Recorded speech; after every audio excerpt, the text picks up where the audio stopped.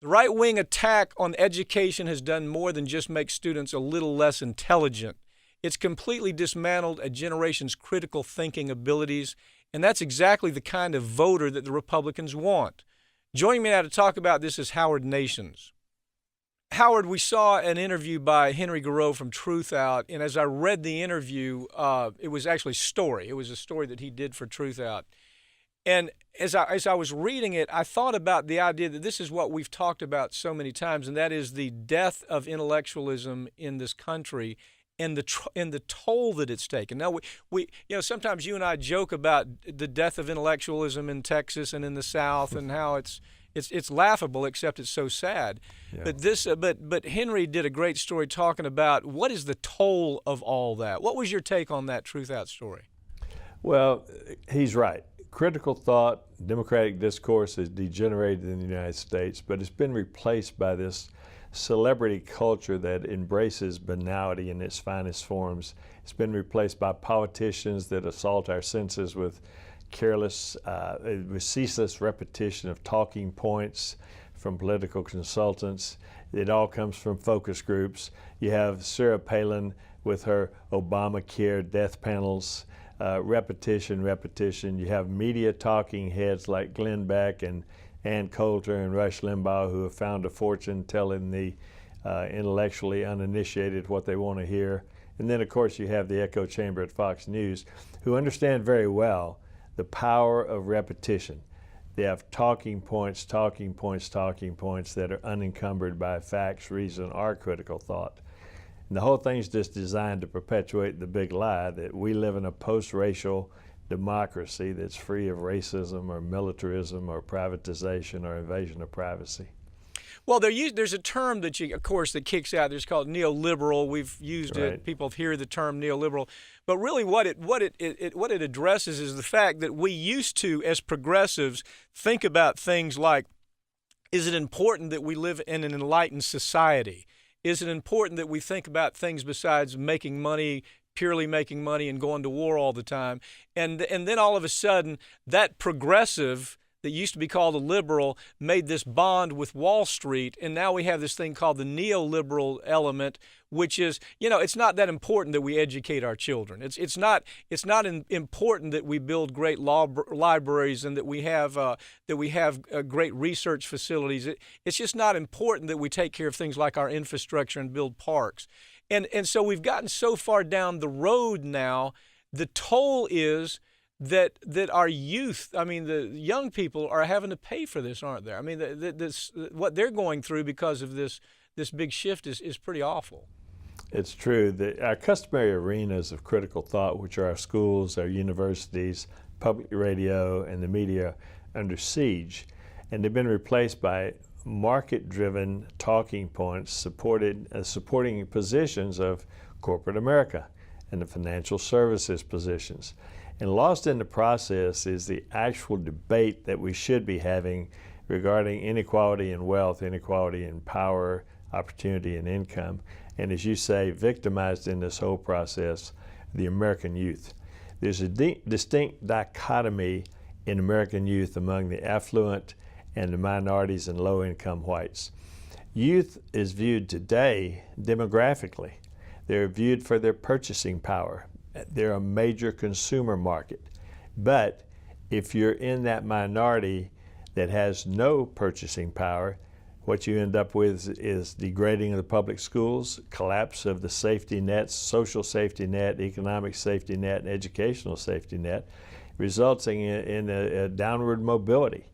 To corporate America, if you have no commercial value, you have no value at all, except privatization of prisons, of course, and detention centers. So what we have now is we have youth coming out that we've become so focused on, taking care of corporations, feeding the war machine, that now the corporations have taken all the jobs out of the country. Therefore, you have kids coming through getting college degrees that can't get a job. You have this focus on most youth have grown up with this idea of buy and sell. And so corporate America now has done the same thing with youth.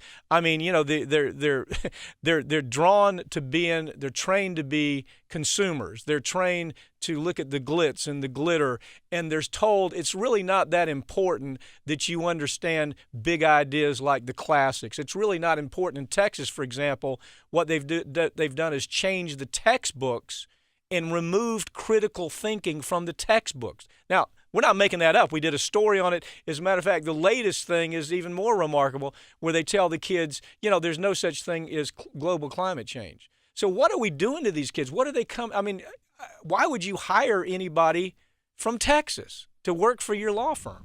Well, you know, the result is exactly what you say: joblessness, inadequate education, the minorities being targeted by the police. You have decreased opportunities to escape from all this. Solutions should include equal education, job training, adequate health care, but those things are gone by the boards. Now you have the situation you're talking about also occurred in Colorado. You had high school students who walked out in protest. They're protesting conservative censorship. Listen to this: conservative censorship of United States history curriculum.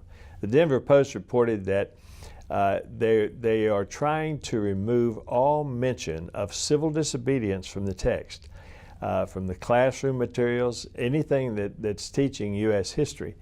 In a letter to a superintendent, one of the students said, "I want honesty in my classroom, and teachers want honesty in their classrooms."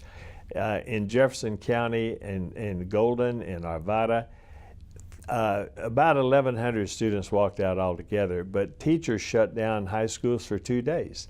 And the reason is they have this new conservative school board that wants to rewrite history to be more conservative.